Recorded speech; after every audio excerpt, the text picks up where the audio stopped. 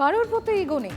আসুন বাংলাতে আইএনডিআই এর জোট করে লড়াই করি। ২১-এর মঞ্চ থেকে বিরোধী জোটের বার্তা মমতা বন্দ্যোপাধ্যায়।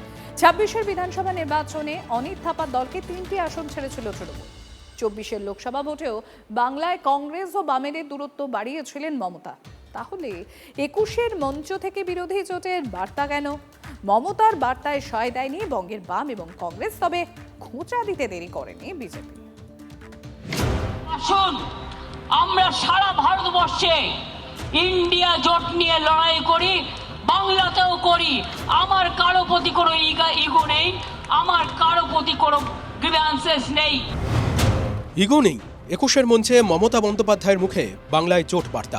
ইগো সরিয়ে জোট বার্তা আগেও দিয়েছিলেন কালীঘাটে দাঁড়িয়ে ভোটে ভরাডুবির পরপরই। আমি বলবো জোট বাঁধুন। আমরা সবাই চাই একটা যৌথ প্ল্যাটফর্ম তৈরি হোক, যে প্ল্যাটফর্মে অল পলিটিক্যাল পার্টি যারা বিজেপির এগেনস্টে, এমনকি আপনারা যদি বলেন লেফটিস্ট, আমার কোনো ইগো নেই। ফালতু কথা বলা বন্ধ করুন।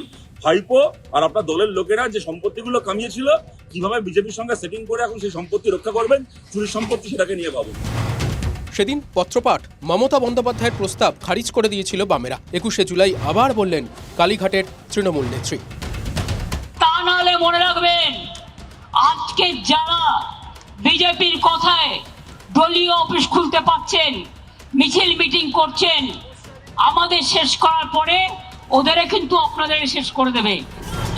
মমতা বন্দ্যোপাধ্যায়ের মুখে শেষের সেদিনের কথা। তখন শহীদ মিনারে বলছেন অধীর চৌধুরী।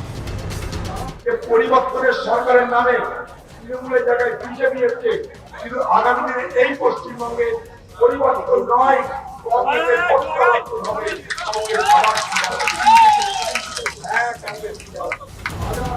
বাংলায় ঘুরে দাঁড়ানোর বার্তা প্রাক্তন প্রদেশ কংগ্রেস সভাপতির, আর বর্তমানের মুখে মমতা বন্দ্যোপাধ্যায়ের জোট বার্তার প্রতিক্রিয়া।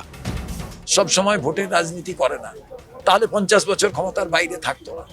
আমরা মানুষের রাজনীতি করি এবং মানুষের যে চাহিদা, সেই চাহিদা অনুযায়ী কংগ্রেস তার আদর্শ নীতিকে ঠিক রেখে পথ পরিবর্তন করে। এখনো যদি বিবেকের জাগ্রত চেতনা থাকে, তাহলে মনে রাখবেন সবাইকে এক হয়ে লড়া দরকার।